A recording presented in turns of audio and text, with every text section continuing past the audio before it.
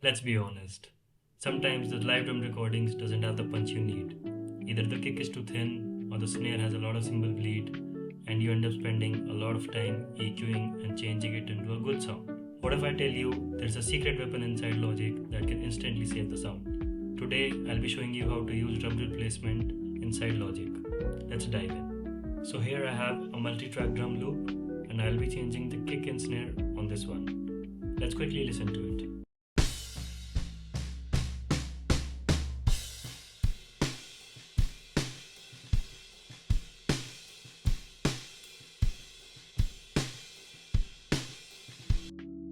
Okay, so what you have to do is simply click on the region and press Ctrl D and this window will pop up. After this window pops up, you can select the instrument. In this case it was kick, which is already selected. Then you can change the replacement or the doubling mode, which is basically replacing the audio track and it will mute the audio track and just keep the MIDI track, and doubling will keep both the audio track and the MIDI track. Relative threshold is basically the sensitivity for Logic to analyze the hits.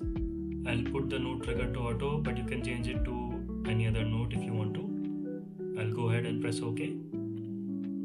Now that you have this, you can change the sample of the kick to anything you want from the library. Now let's move on to the snare. Click on the region, press Ctrl D, and as you can see, Logic is not able to recognize these sensitive hits, so I'll be changing the threshold. I think 22 is good.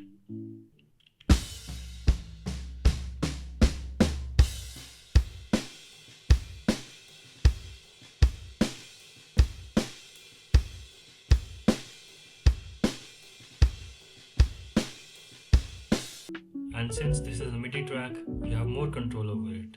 You can go for your own samples or maybe some third-party triggers like GGD or additive trigger. And the best part is that it also recognizes velocities, which make the drum sound more natural. And there it is. We went from thin and muddy sounding kick and snare to a much more coherent sounding drum. And if this video was helpful to you, leave a like and subscribe for more Logic Pro tips. See you in the next one.